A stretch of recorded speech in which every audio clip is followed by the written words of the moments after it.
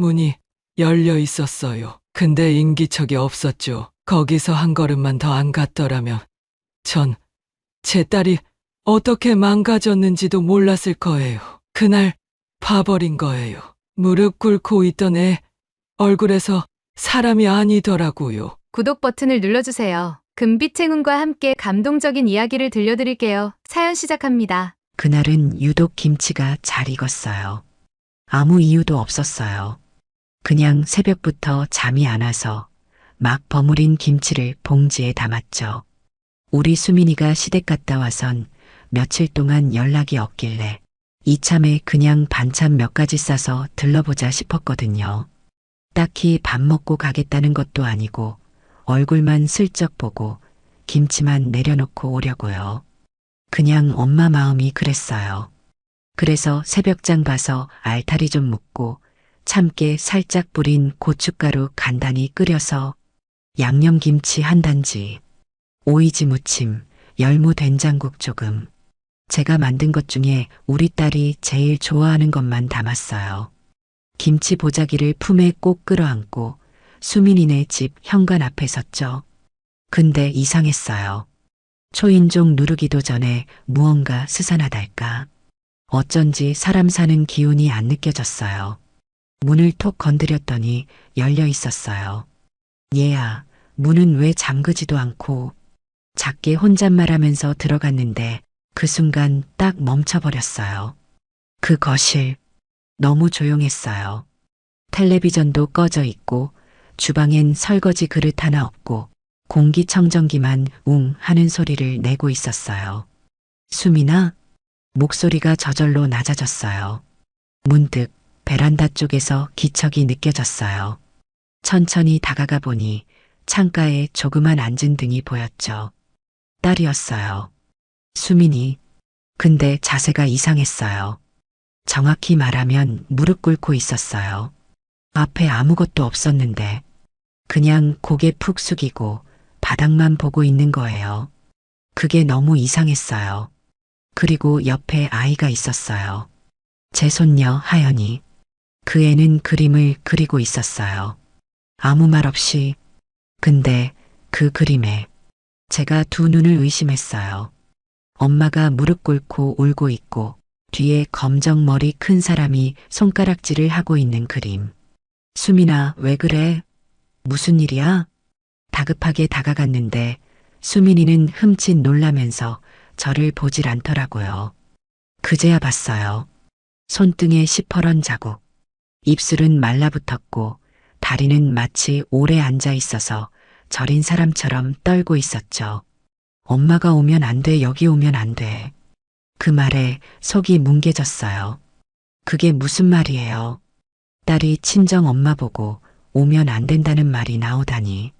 그때 인기척이 들렸어요. 쿵, 쿵, 쿵. 무거운 걸음소리. 복도 끝에서 사위 도윤이 걸어오고 있었어요. 근데 표정이. 살면서 그런 눈빛 난생 처음 봤어요. 그리고 그 순간 수민이가 벌떡 일어났어요. 아니, 벌떡이 아니라 기어오르듯이 몸을 일으킨 거예요. 도윤 씨 미안해, 엄마가 그냥 오신 거야. 그 장면에서 제가 김치 보자기를 손에서 떨어뜨렸어요. 봉지가 터지면서 양념 국물이 마루에 흩어졌는데 그 소리가 마치 제 심장이 찢어지는 소리 같았어요. 그날 난 딸을 데리러 간 게 아니라 딸이 무너지는 모습을 목격하러 간 거였어요. 그 집은 사람이 사는 곳이 아니었어요. 그리고요. 그날부터였어요. 내가 우리 딸과 손녀를 되찾기 위해 사위 인생을 무너뜨리기로 결심한 건. 수민이는 저를 보지도 못하고 사위 눈치만 봤어요. 제가 그 집에 갑자기 들어온 게 잘못이라도 된 것처럼. 그 순간 저도 아무 말이 안 나왔어요. 이상하잖아요.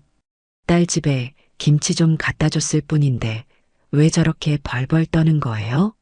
사위 도윤은요, 처음 봤을 땐 정말 바른 청년이었어요.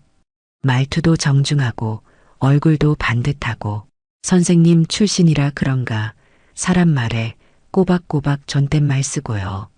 그런데 그날 본 도윤은 사람이 아니었어요. 얼굴엔 웃음기 하나 없고 눈빛은 얼음덩이 같았죠. 어머님, 다음엔 꼭 연락하고 오세요. 수민이가 좀 예민해서요. 그 말 들으셨어요? 수민이가 예민해서래요. 딸이 무릎 꿇고 멍 자국 있는 거 보면서 그걸 예민하다고 하는 사람이 그 사람이 사위였어요. 그 말 듣고 저는 아무 말 못했어요. 수민이가 작게 고개를 젓더니 저한테 귓속말로 말했어요. 엄마 그냥 가요. 제발 지금은. 그때 아이 하연이가 방에서 걸어 나왔어요. 근데 얼굴이 너무 무표정이었어요. 5살짜리가 그런 얼굴을 하면 안 되잖아요. 아무 표정 없이 제 손을 잡더니 자기가 그린 그림을 조용히 내밀었어요. 그림엔 엄마가 무릎 꿇고 있고 뒤에 커다란 남자 사람이 화내고 있었고 한쪽 구석엔 작은 아이가 눈물 흘리며 고개를 숙이고 있었어요. 제가 그 그림을 보는데 숨이 턱 막히는 거 있죠. 근데 더 이상한 건 그의 방벽에 붙어 있던 A4 종이 한 장이었어요. 엄마가 울어도 말하지 않기. 아빠가 화내면 안 보면서 손잡아주기. 비밀 지키기 약속. 딱 그렇게 삐뚤삐뚤한 글씨로 적혀 있었어요. 이게 뭐야 하연아. 이거 누가 쓴 거야? 아빠가 우리 가족 지키는 방법이래요. 순간 등골이 오싹했어요. 그 작은 애한테까지 무언가를 주입시키고 있던 거예요. 딸이 무릎 꿇고 있는 것도 충격인데 손녀까지 그렇게 훈련을 받고 있다니. 그 순간 수민이 손등을 다시 봤어요. 피멍 자국 말고도 조금씩 벗겨진 살 그리고 똑같은 패턴의 멍이 반복된 자국이 있었어요. 모에 닿은 자국 같기도 했고 그게 뭐였는지 며칠 뒤에 알게 됐죠. 그날 저는 더는 못 참고 수민이 몰래 김치 봉투 안에 작동 중이던 탁상 시계형 녹음기를 넣고 왔어요. 시장에 다니는 아는 사람이 보여줬거든요. 언니, 요즘엔 이런 것도 있어. 몰래 켜두면 집안 소리 다 녹음된다니까. 말이 나왔으니 하는 말인데 그날 집에 돌아오고 나서 밤새 잠 한숨도 못 잤어요. 도대체 왜 수민이가 그렇게 된 거지? 예전엔 안 그랬잖아요. 중학교 때까지 내가 그렇게 밝고 정이 많았어요. 선생님이 맨날 칭찬했죠. 엄마 말 잘 듣고 손재주 좋은 아이예요. 고등학교 때부터는 옷 디자인에 관심이 많았고 입시 미술학원 다니고 혼자 원단 시장도 들락거리고 진짜 열심히 살았어요. 도윤이를 만난 건 20대 후반이었어요. 교회에서 만났다고 했고 직업도 고등학교 상담교사라더라고요. 아이들 마음 다치지 않게 도와주는 일 한다고. 그런데 그게 다였어요. 결혼하더니 그 뒤로 수민이 연락이 끊기고 엄마 집엔 추석에도 안 오고 엄마 도윤 씨가 너무 피곤해해서 이번엔 쉬고 싶대.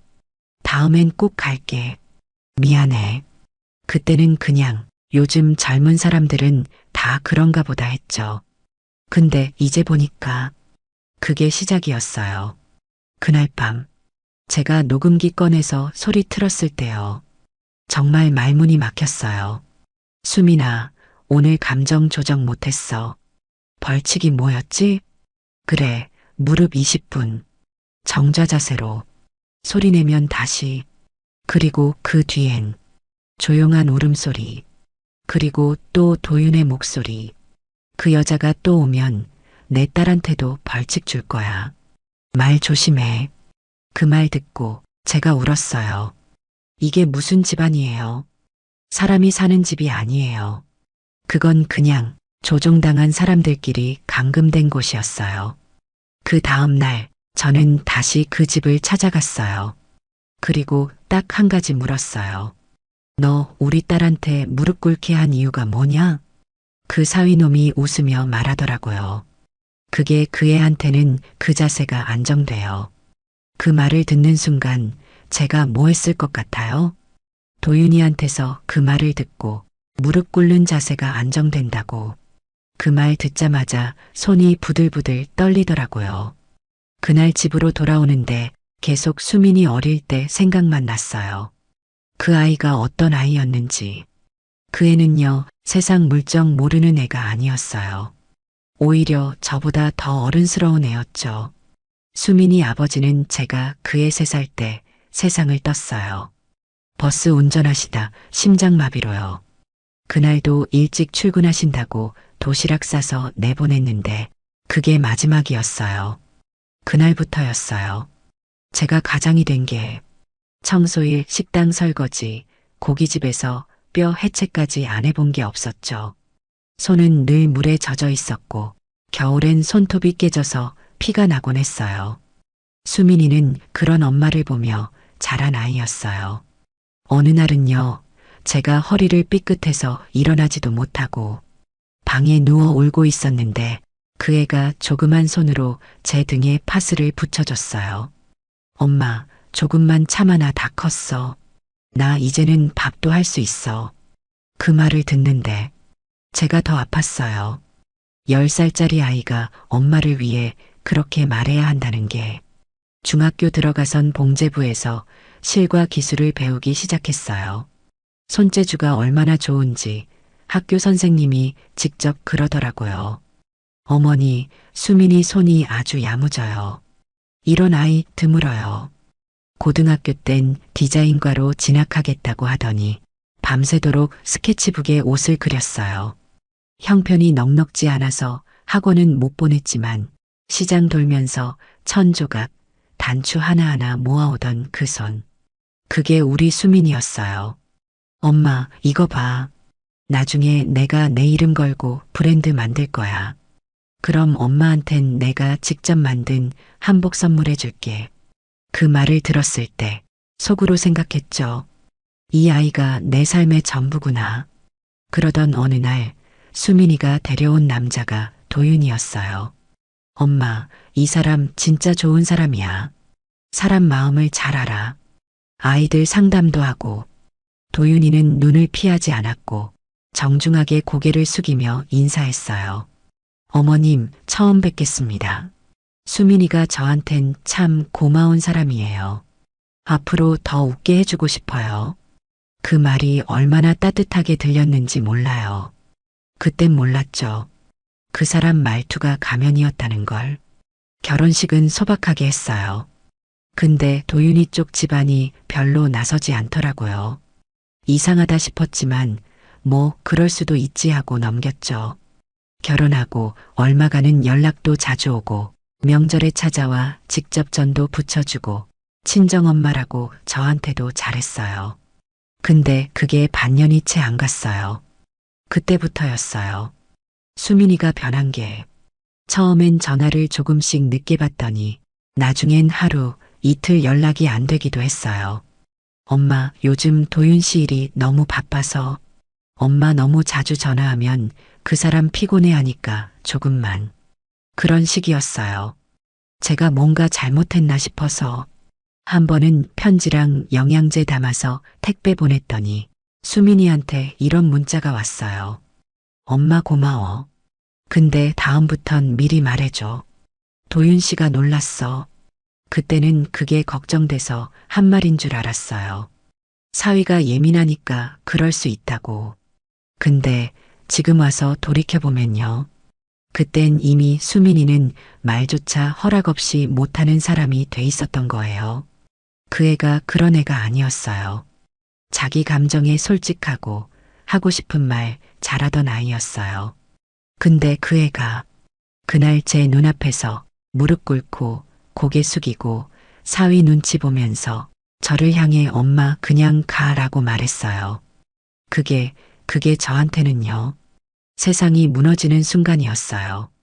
그 애가 그렇게까지 된 거라면 전 이제 다시는 그냥 넘어가지 않을 거예요.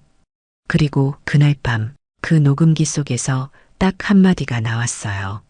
그 여자가 또 오면 하연이한테도 벌칙이야. 기억해. 그 순간 제 안에서 뭔가가 꽉 부서졌어요. 이건 엄마가 그냥 기다려선 안 되는 일이었어요. 그날 밤 녹음기에서 나온 그 한마디. 그 여자가 또 오면 하연이한테도 벌칙이야. 그게 제 귀에서 떠나질 않았어요. 아이가 벌을 받는다는 그 말에 심장이 찢어지는 줄 알았어요. 딸은 무릎 꿇고 손녀는 입도 못 열고 그 사위라는 인간은 가족을 전부 자기 손바닥에 쥐고 있었던 거예요. 하지만 그때까지만 해도 저는 그게 전부인 줄 알았어요. 정신적으로 조종하고 위협하고 감정적으로 억압하는 그런 사람이라고만.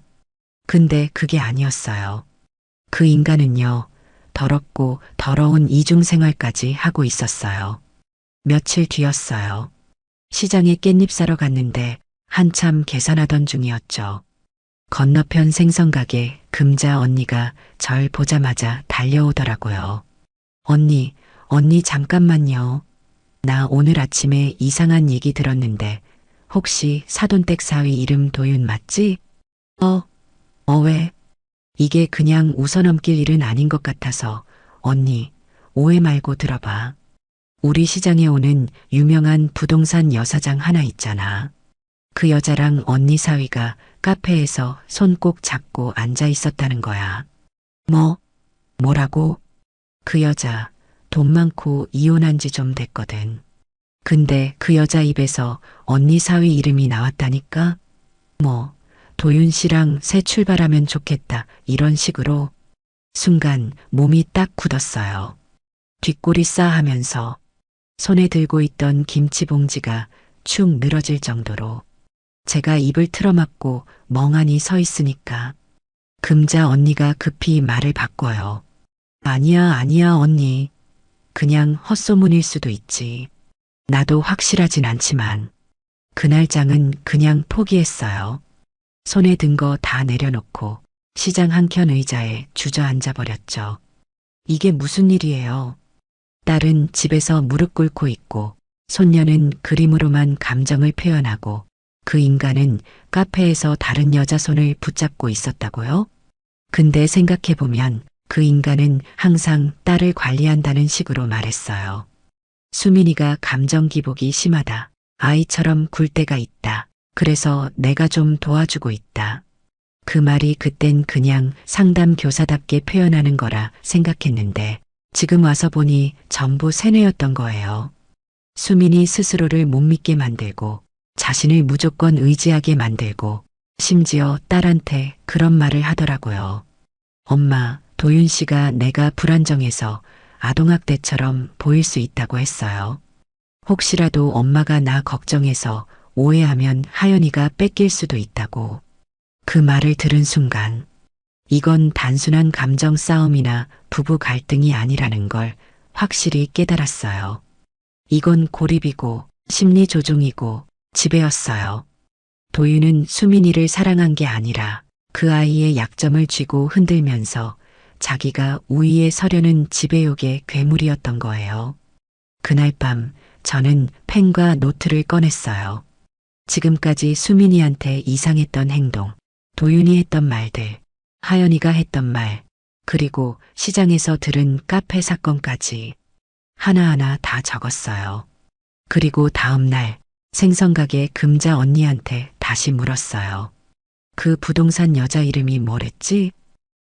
언니 진짜 그거 알아볼 거야? 응. 진짜 확인해 봐야겠어. 그냥 넘기면 안 돼. 그렇게 해서 저는 도윤이와 그 여자가 갔다는 카페 위치를 알아냈어요. 시장 끝에 있는 작은 커피숍. 오전마다 조용히 커피 마시는 사람들이 오는 곳이죠. 다음 날 저는 일부러 평상시 안 하던 선글라스를 끼고 시장 가방 하나 들고 카페 앞 벤치에 앉았어요. 혹시라도 마주치면 얼굴 못 알아보게. 그렇게 앉아 있었는데 정말로 도윤이 그 여자랑 웃으면서 카페에서 나오는 걸 봤어요. 어깨를 툭툭 치고 그 여자가 웃으면서 팔짱 끼고. 도윤이는 그런 여자를 말리지도 않았어요. 정말 그날 김이 다 빠졌어요. 딸은 집에서 고개도 못 들고 살아가는데 그 인간은 다른 여자랑 팔짱 끼고 웃고 있었어요. 내 딸은요. 밥을 씹어도 목 넘기질 못해요. 그게 너무 미안해서 밥알을 씹지도 않고 그냥 삼키고 산다고 했어요. 근데 그 인간은 카페에서 웃고 있었어요. 그날 저는 결심했어요. 이 인간 가만두지 않겠다고. 그동안 참았던 이유요? 딸이 망가질까봐, 손녀가 무서울까봐, 혹시 내가 나서면 딸이 더 힘들까봐. 그랬어요. 근데 이젠 아니에요. 내 딸을 위해서라도 저 인간의 인생 내가 무너뜨릴 거예요. 그날 밤 저는 김치 보자기 안에 녹음기를 다시 넣었어요. 그리고요. 한 통의 전화를 걸었어요. 선우야, 너 엄마가 김밥 나눠주던 거 기억나지? 그때 내가 했던 말, 나 지금 필요할 것 같아. 그 아이는 이제 변호사가 돼 있었어요. 지금 상황 말씀해 주세요. 제가 다 정리해 드릴게요. 그날 저녁 시장 떡집 금자 언니에게 전화번호를 받아 적고 나서 손이 떨렸지만 전화를 걸었다. 전화기 너머의 목소리는 차분하고 맑았다. 그리고 다 듣지도 않았는데 단호하게 말했다. 그 말에 나는 이상하게도 마음 한쪽이 놓였다. 그리고 30분쯤 지나 병원 대기실 문이 열리고 낯익은 얼굴이 들어섰다. 하얀 셔츠에 네이비 정장을 입은 청년. 분식집에서 매일 김밥 2줄만 사가던 조용한 손님. 말도 없고 항상 혼자 앉아 고개 숙이고 먹던 그 청년이 눈을 마주치고 고개를 깊이 숙였다. 여사님, 저 사실 예전에 여사님이 후원해 주셨던 장학생이었습니다. 그 말에 눈물이 터질 뻔했다. 기억났다. 20년 전쯤 동사무소에서 소년소녀 가장을 돕는 프로그램이 있다고 해서 매달 5만 원씩 보내준 일이 있었다. 이름도 모르고 얼굴도 모르고 그냥 서류 하나 보고 보냈던 돈. 하루 종일 일해서 번 돈의 절반 가까이를 아이 한 명에게 나눠줬던 그 시절. 그 아이가 지금 내 앞에 있었다. 그때 여사님 아니었으면 전 아마 중학교도 못 나왔을 거예요. 대학도 로스쿨도 못 갔겠죠. 지금 이렇게 변호사로 살 수 있는 건 여사님 덕분입니다. 그 아이가 말했다. 아니, 이젠 어엿한 어른이 된 변호사 선우가 말했다. 손에 작은 노트를 꺼내더니 조용히 메모를 시작했다. 딸이 겪은 상황을 가능한 한 자세히 말씀해 주세요. 혹시 녹음이나 사진, 문서 같은 자료 있으세요? 나는 떨리는 손으로 김치 보자기에 넣어뒀던 녹음기와 수첩, 그리고 수민이 방에서 봤던 이상한 문구들을 메모해둔 종이들을 꺼내 보였다. 선우는 그것들을 하나하나 꼼꼼히 살펴보더니 고개를 끄덕였다. 이건 단순한 부부 문제로 넘길 수 없습니다. 감금, 심리적 학대, 아동 방임 가능성까지 있습니다. 특히 아동이 함께 있다는 점에서 사안이 더 중대합니다. 그날 밤 선우는 나를 집까지 데려다 주며 이렇게 말했다. 여사님, 20년 전 여사님이 절 살려주셨잖아요. 이제 제가 여사님의 딸을 지킬 차례예요. 걱정 마세요. 제가 알아서 할게요. 그 말이 그렇게 따뜻하게 들릴 줄 몰랐다. 말만으로도 사람이 살아날 수 있다면 그게 그 순간이었다. 다음 날 아침 선우는 이미 움직이고 있었다. 수민이의 집 근처 CCTV 위치를 파악하고 출판사 계약서를 받아낼 방법을 준비하고 있었다. 무엇보다 그는 내게 말했다. 이제 가장 중요한 건 증거 확보입니다. 김치 보자기 안에 넣었던 녹음기 추가로 다시 설치해 볼까요? 나는 잠시 고민하다가 고개를 끄덕였다. 그렇게 다시 한번 딸의 집에 김치를 들고 가야 했다. 다행히 그날은 도윤이 집에 없었다. 수민이 혼자 있었다. 그녀의 얼굴은 한층 더 창백했고 눈은 퀭했다. 엄마 미안해. 지난번엔 내가 너무 그랬어. 김치 좀 가져왔어. 너 좋아하는 총각김치야. 그냥 냉장고에 넣고 나갈게. 조심스레 부엌에 들어가 싱크대 및 서랍에 녹음기를 숨겼다. 이건 딸을 감시하려는 게 아니라 딸을 지키기 위한 최소한의 방어막이었다. 그리고 사흘 뒤 선우는 녹음 내용을 들고 나타났다. 확실한 게 나왔어요. 도윤 씨, 딸에게 감정 노트 요구하면서 협박성 멘트 반복합니다. 게다가 아이한테도 말 잘 안 들으면 혼자 있게 해줄 거야 같은 위협적인 말이 있어요. 이건 아동정서 학대입니다. 분노보다도 충격이 컸다. 그 인간이 손녀까지. 선우는 곧바로 조치를 취했다. 가정폭력 상담소에 증거를 전달했고 아동보호 전문기관에도 상담 요청을 넣었다. 그리고 수민이를 직접 만나 상담할 수 있도록 정신과 전문의까지 연결해줬다. 그 과정은 조용했고 체계적이었고 무엇보다 아이를 중심에 둔 대응이었다. 그 인간이 뭐라고 했는지 아세요? 아이가 너무 산만해서 훈육 중이라고. 그런데 녹음엔 이런 말도 있어요. 감정 조절 못한 날엔 벌이 필요해. 내가 자꾸 삐딱하면 하연이도 그렇게 클 거야. 선우의 손에 들린 메모장에는 수민이의 일기 일부가 옮겨 적혀 있었다. 도윤 씨는 날 보호해준다고 했지만 요즘은 그냥 겁이 나요. 그 문장을 읽는데 울컥하는 걸 참을 수 없었다.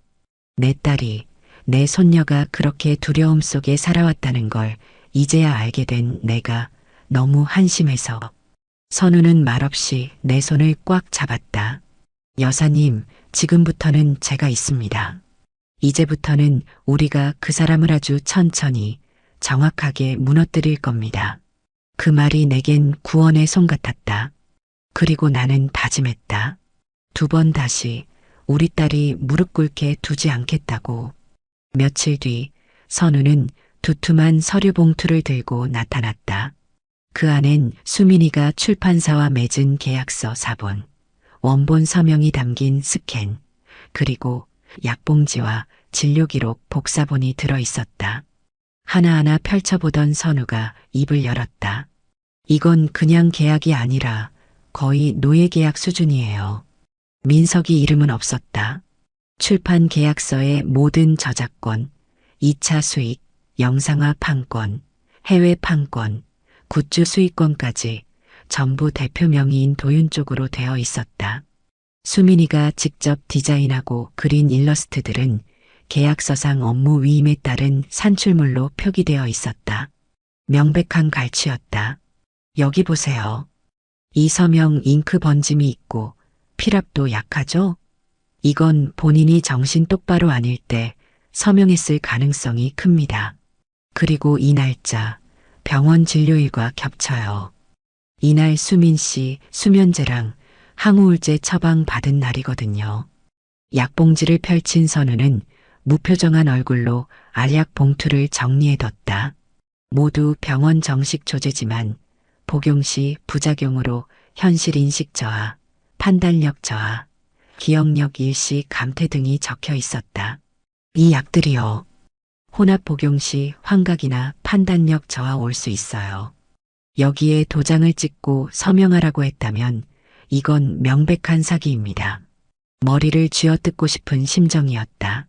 딸은 스케치북 한 장에도 혼을 실어 그리던 애였다. 그 아이가 자기 그림을 도둑맞고 서명 한 번으로 그 모든 게 도윤 손에 들어가 있었다니. 선우는 고개를 들었다. 여사님, 이건 반드시 돌려받아야 합니다. 이건 단순한 민사소송이 아니라 형사사건이에요. 강요, 기망, 불공정 계약. 충분히 성립돼요. 그날 오후 선우는 변호사팀과 함께 정식으로 가압류 신청을 접수했고 출판협회와 디지털 저작권 센터에 해당 작가명이 수민이 것임을 입증하는 신고를 접수했다. 그리고 또 하나의 폭탄이 남아 있었다. 그 여자 도윤과 손잡고 카페에서 만났다는 그 부동산 여사장 말이에요. 알아봤더니 출판 투자자 중 한 명입니다. 최근 도윤 명의로 새 브랜드 런칭을 도왔더라고요. 그런데 수민이 그림 무단으로 사용했어요. 새로 런칭된 여성 자기계발서 시리즈. 그 표지 전부가 수민이 스타일이었다. 색감, 선, 붓터치까지. 그건 수민이 외엔 흉내낼 수 없는 고유한 그림이었다. 이건 저작권법 위반에 명예도용까지 전부 들어갑니다. 그날 밤 나는 김치 국물을 끓이면서 계속 생각했다. 그 인간은 사람 하나를 잡아서 감정은 무너뜨리고 손은 묶고 머리는 조정하고 결국 그 사람의 재능과 이름 수위까지 전부 빼앗아 간 거였다. 도윤은 사랑한 게 아니었다. 수민이라는 사람을 프로젝트로 취급한 것이었다. 기획하고 통제하고 활용하고 수익화하고 그리고 그 인간이 손댄 게 하나 더 있었다. 아이. 선우가 말했다. 하연이도 이미 조종 대상일 수 있다고. 그림 속 언어, 반복되는 표현, 조용한 표정, 그리고 그 비밀 계약서까지 모든 게 심각한 정서적 학대 정황을 보여주고 있다고. 이건 아동심리 전문의에게 분석 맡기겠습니다. 동시에 아동보호 전문기관에 정식 보고 들어갑니다. 선우는 그 말과 함께 수민이 방벽에 붙어 있던 메모 한 장을 보여줬다. 엄마가 울어도 말하지 않기. 혼자 있는 시간은 내가 잘못했기 때문이야. 아빠는 나를 지키는 사람이야. 이걸 5살짜리가 썼다는 게 믿기지 않았다. 나는 그 자리에서 무너져 내렸다. 딸을 그렇게 만든 것도 모자라 아이까지 망가뜨리고 있었다. 여사님, 이제 모든 단계가 준비됐어요. 첫 번째, 출판계 내부 고발. 두 번째, 수민 씨 보호 신청. 세 번째, 저작권 반환 소송. 그리고 네 번째, 도윤과 그 투자 여사장의 공모 고발. 이제 도윤이 쌓아 올린 탑. 그걸 하나씩 무너뜨릴 때가 왔다. 며칠 동안 도윤은 이상한 기색을 감지한 듯 했다. 수민에게 전화하는 횟수가 늘었고 통화 시간은 짧고 명령조였다. 오늘 어디 나갔어? 누구 만났어? 엄마랑은 연락 안 했지? 그 질문 속엔 불안과 의심이 배어 있었고 수민이는 다시 그 눈빛을 되찾고 있었다. 겁먹은 아무것도 말하지 못하는 눈빛. 선우는 그 패턴을 보고 고개를 끄덕였다. 이 사람 통제 본능이 강해요. 누군가가 자신에게서 벗어나는 걸 직감했을 때 더 세게 주려고 할 겁니다. 그 순간을 노려야 해요. 우리는 마지막 증거 확보를 위해 함정을 만들기로 했다. 수민이의 휴대폰에 스마트워치와 연동된 고성능 녹음 장치를 연결하고 선우가 사전에 짜둔 대본대로 수민이에게 불안한 척 약간의 저항을 연기하게 했다. 그날 저녁 수민은 용기를 냈다. 도윤이 퇴근 후 들어오자 조심스럽게 말을 꺼냈다. 나 요즘 너무 불안해. 우리 이렇게 살아도 되는 건지. 잠시 정적이 흘렀고 도윤이 천천히 걸어왔다. 그의 발소리는 마치 무게를 의도적으로 찍는 듯 했다. 또 시작이네. 넌 왜 꼭 이런 타이밍에 멘탈이 흔들릴까? 그 말투는 다정하지 않았다. 오히려 그 안에는 혐오와 피로감이 섞여 있었다. 그러더니 수민의 손목을 잡으며 말했다. 엄마랑 또 연락했지? 뭐라고 했는데? 날 어떻게 보라고 했는데? 그 목소리, 그 말투. 스마트워치는 정확히 그 순간부터 모든 소리를 잡아냈다. 너네 엄마 그 여자 언젠간 너랑 하연이 데리고 도망갈 거야. 그런 인간이야. 내 감정 흔들리게 만드는 게 취미인 사람이라고. 도윤의 말은 점점 가열됐다. 욕설이 섞였고 수민이 말할 틈도 주지 않았다. 너네 엄마랑 손잡고 내 회사 뒤엎으려는 거야? 그게 내 계획이야? 수민은 울음을 꾹 참으며 말했다. 난 그냥 평범하게 살고 싶었어. 그러자 도윤이 웃음을 흘렸다. 비웃음이었다. 평범? 너 같은 애가 감정 조절도 못하고 울기만 하는 주제에 너 혼자 두면 애도 못 챙기는 게 무슨 엄마야. 그 순간 수민의 손이 살짝 떨렸고 워치가 그 진동까지 기록하고 있었다. 도윤은 한층 더 본색을 드러냈다. 좋아. 그러면 오늘부턴 다시 시작하자. 감정일기 매일 써. 그림도 못 그리고 있으니까 내가 방향 잡아줄게. 하연이는 내가 직접 훈육할 거고 내가 감정적으로 불안하면 걘 더 나빠져. 이 모든 말들이 워치 속 녹음으로 또렷하게 남았다. 선우는 그 다음 날 아침 녹음 파일을 듣고 잠시 말이 없었다. 그런 다음 이렇게 말했다. 이건 그냥 증거가 아니라 결정타입니다. 재판에서 틀면 한 번에 끝나요. 그날 오후 선우는 검찰 고발장과 민사소송 서류를 정리하며 한 문장을 추가했다. 정신적, 육체적 지배 구조를 구축하고 이를 지속적으로 악용하여 경제적, 인격적 착취를 반복한 사실을 입증하는 명백한 증거 확보 완료. 녹음 속 도윤의 목소리는 그동안 포장되어 있던 모든 가면을 걷어낸 그 자체였다. 지성인, 상담교사, 착한 사위. 그 모든 이미지는 무너졌다. 사람들은 진짜 모습을 안다.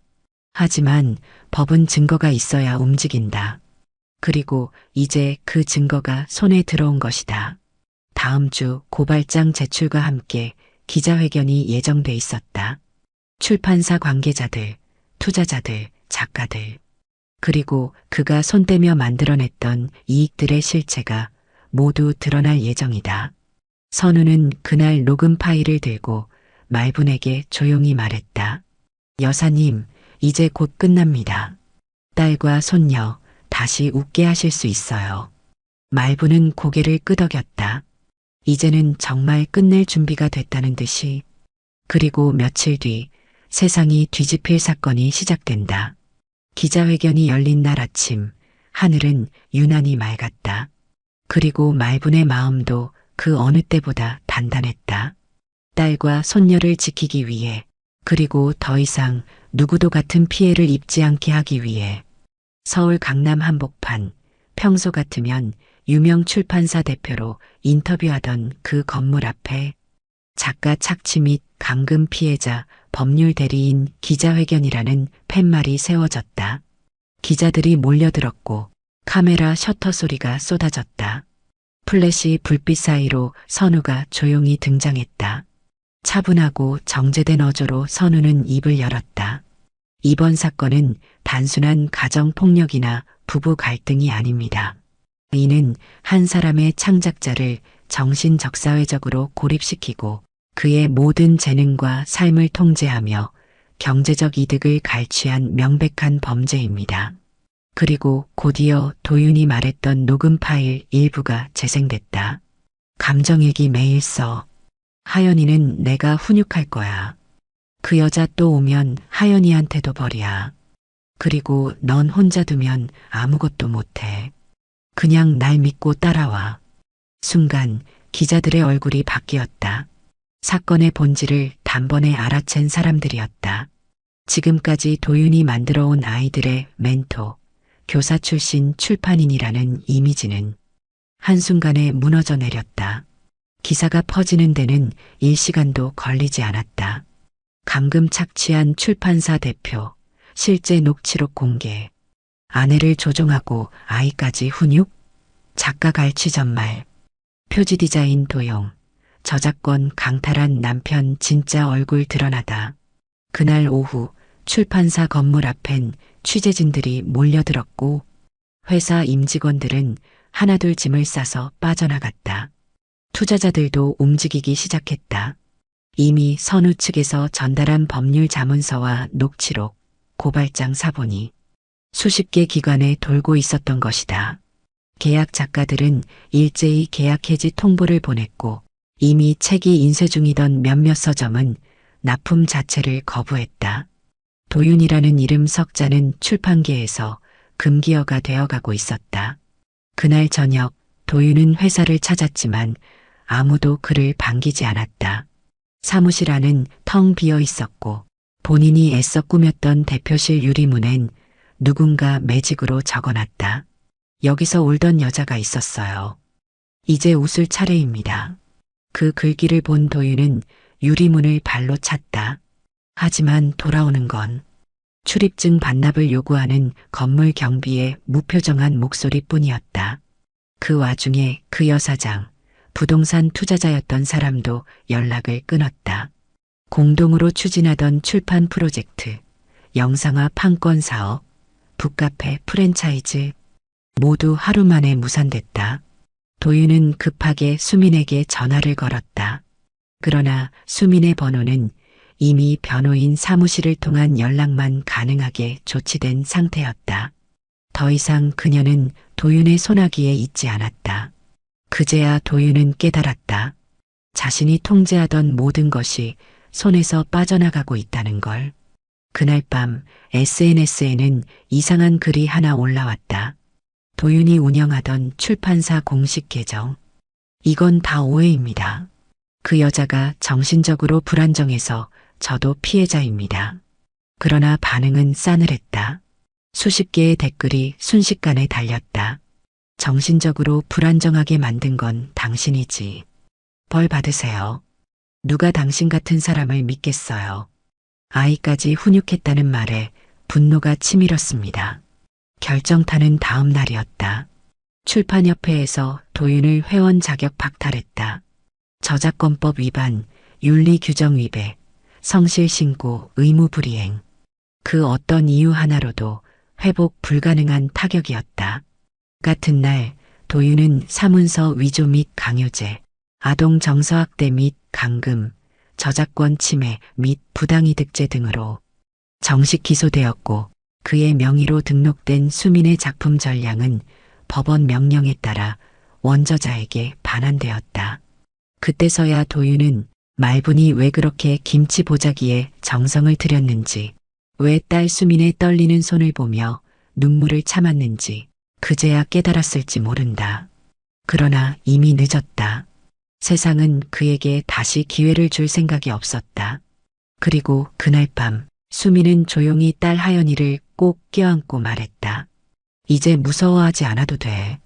엄마가 널 지켜. 아이의 작은 손이 수민의 목을 감싸며 꼭 안겼다.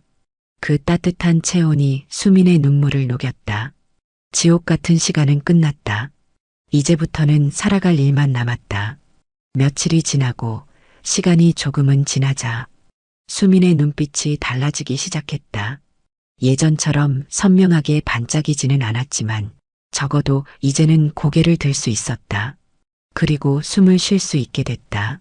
하연이는 아직 말을 많이 하지는 않았지만 그림은 달라졌다. 이전까지는 온통 검은색 선만 가득했던 그림이 이제는 해가 떴고 나무가 생기고 그 나무 아래에 손잡은 사람이 등장했다. 할머니, 이건 엄마랑 나야. 저건 새집이야. 그림 속엔 계집도 벌칙도 없었다.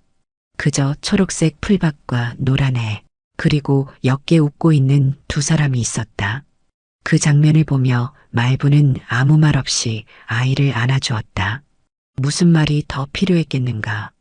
세상에서 가장 따뜻한 감정이 아이의 손 안에 피어나고 있었으니까. 수미는 정신과 치료를 받으며 차츰 자신의 상태를 이해하기 시작했다. 내가 왜 그 사람 말을 믿었을까라는 자책보다는 이젠 나 자신을 믿고 싶어요라는 말이 점점 많아졌다. 어느 날은 부엌에서 수민이 조심스럽게 물었다. 엄마, 나 다시 그려도 될까? 말부는 눈이 벌개지도록 고개를 끄덕였다. 해야지. 내가 내 이름 걸고 다시 시작해야지. 수미는 오래전 창고에 쌓아뒀던 스케치북을 꺼냈다. 한 장 한 장 넘기며 여기, 이 선은 하연이 베넷머리 보고 그렸던 거야. 이건 엄마가 겨울에 털실 모자 씌워줬을 때 기억이야. 그때의 그림에는 온기가 있었다. 이제는 다시 그 온기를 되찾기 위한 여정을 시작하는 것이다. 변호사 선우는 꾸준히 상황을 정리해주고 있었다. 법적 처리도 빠르게 진행됐다. 도윤이 갖고 있던 출판 자료는 모두 법원 명령에 따라 삭제 및 환수 조치되었고 수민 명의의 작업물은 원상 회복되었다. 그날 선우가 말했다. 여사님, 이제는 수민 씨도 하연이도 여사님도 법적으로도 사회적으로도 완전히 자유로워졌습니다. 말부는 오랜만에 큰 숨을 내쉬었다. 숨을 그렇게 깊게 들이마신 게 언제였던가. 가슴 안에 맺혀있던 한 덩어리가 녹아내리는 것 같았다. 어느 날 분식집 앞에 김밥 재료를 사러 나간 말부는 시장에서 한 아이를 만났다. 그 아이는 엄마 손을 잡고 있더니 갑자기 다가와 말했다. 할머니, 저희 엄마가 할머니 떡볶이 먹고 힘났대요. 그래서 다음에 꼭 다시 사러 오자고 했어요. 말부는 그 말을 듣고 한참을 웃었다. 사람이 사람에게 해줄 수 있는 일이 생각보다 간단할지도 모르겠다는 생각이 들었다. 뜨끈한 국물 한 그릇, 따뜻한 말 한마디, 그게 누군가의 삶을 다시 걷게 만들 수도 있다는 걸. 수미는 이제 주말마다 아이들을 모아 작은 그림 수업을 열고 있다. 동네 아이들이 종이와 색연필을 들고 와 각자 상상의 세계를 펼치는 시간. 아이들은 말한다. 선생님, 저번에 그린 거 집에 걸어놨어요. 선생님, 선생님처럼 되고 싶어요. 수미는 아직 조심스럽다. 하지만 확실한 건 그녀는 다시 붓을 잡았고 사람들과 눈을 맞추기 시작했다는 것. 그게 전부였다. 하연이는 가끔 엄마 품에 안긴 채 잠이 든다. 이젠 악몽에서 깨어나지 않는다. 무릎을 꿇던 아이는 이제 곧게 허리를 펴고 걷는다. 손을 뻗어 할머니에게 안기고 엄마에게 사랑해요라는 말을 망설이지 않는다. 그 모든 변화는 한 사람이 손을 내밀었기에 가능했다. 포기하지 않고 싸우고 울고 끝내 지켜낸 어머니 말분 덕분에. 그리고 세상이 아직 버릴 수 없는 따뜻함이 남아있음을 보여준 선우라는 또 한 명의 청년 덕분에. 이제는 정말로 살아가야 할 시간이다. 두려움보다 희망을 품고 상처보다 회복을 기억하며 그리고 언젠가 하연이도 알게 될 것이다. 자신이 지켜졌던 시간의 모든 숨결들을, 그 소중한 사랑들이 어떻게 자신을 다시 일으켜 세웠는지를. 다시 살아낸 사람들이라는 제목의 그림 에세이. 출판 기념회에서 그녀는 떨리는 목소리로 말했다. 이 책을 만들 수 있었던 건 누군가 저를 믿어줬기 때문이에요. 다시 그려도 된다고 내 손을 잡아준 사람이 있었기 때문에. 그 자리에는 말분도 있었다. 눈물이 핑 돌았지만 울지 않았다. 울음 대신 두 손을 모아 박수를 쳤다. 아무도 몰랐겠지만 그 박수 속엔 30년간 쌓아왔던 모성의 모든 마음이 담겨 있었다. 하연이는 이제 초등학교에 다닌다. 입학식 날 교실 문 앞에서 작은 손으로 말분의 옷자락을 잡더니 할머니, 저도 이 책을 잘 써서 엄마 책에 나올래요. 그 말에 말분은 웃음이 터졌다. 그 아이가 다시 꿈을 꾼다는 게 그 무엇보다 기뻤다. 선우는 여전히 바쁘게 일했다. 그러나 한 달에 한 번은 꼭 말분의 분식집에 들렀다. 늘 김밥 2줄과 떡볶이 한 접시. 그날도 그는 익숙한 자리에 앉아 있었다. 여사님, 요즘은 어떠세요? 말분은 따뜻한 물수건을 내주며 말했다. 요즘이요? 그냥 그래요. 아침에 물 주고 김밥 말고 하연이 숙제 봐주고. 근데 말이죠. 그게 참 좋더라고요. 선우는 고개를 끄덕이며 웃었다. 그리고 말했다. 여사님, 예전에 저 도와주셨을 때도 그러셨죠. 남의 집 아이 도우면서 그냥 내가 할 수 있는 걸 한 것뿐이에요. 그게 지금도 변함없으신 것 같아요. 말부는 김밥을 마저 말며 조용히 대답했다. 선우 씨, 세상은 말이죠. 누가 누굴 끌어올려주는 게 아니라 누군가 한 번이라도 내 손을 잡아주는 거예요. 그 손 덕분에 일어나는 거지. 내가 뭘 잘나서가 아니라. 작은 가게 안엔 그날 따뜻한 국물 냄새가 퍼졌고 창밖에는 아이들 웃음소리가 들려왔다. 그 소리에 말부는 잠시 눈을 감았다. 이 모든 순간이 다시 살아낸 사람들의 증거 같았다. 사람은요, 한번 쓰러졌다고 끝나는 게 아니더라고요. 누군가의 손 하나, 말 한마디가 그 사람을 다시 일으켜 세울 수 있어요. 딸 수민도, 손녀 하연이도, 그리고 저 말분도 그렇게 살아났습니다. 이제는 겁내지 않아요. 비바람이 또 와도 이 손으로 김밥을 말고 이 두 발로 걸어가고 이 마음으로 품어주면서 살아갈 거예요. 세상에 아직도 따뜻한 사람들이 있다는 거, 그걸 알게 해준 여러분께 고맙습니다. 오늘 이 이야기가 누군가의 마음을 조금이라도 어루만졌다면 그걸로 충분합니다. 혹시 여러분도 말하지 못한 가족의 아픔이 있으신가요? 세상에 홀로 싸우는 것 같을 때 누군가 손을 내밀어 주길 기다려 본 적 있으신가요? 지금 그 이야기를 댓글로 나눠주세요. 여러분 곁엔 우리가 있습니다. 그리고 이 영상이 누군가에게 힘이 될 수 있다면 좋아요와 구독, 알림 설정으로 함께 해주세요. 다시 살아낸 모든 이들에게 진심으로 박수를 보냅니다.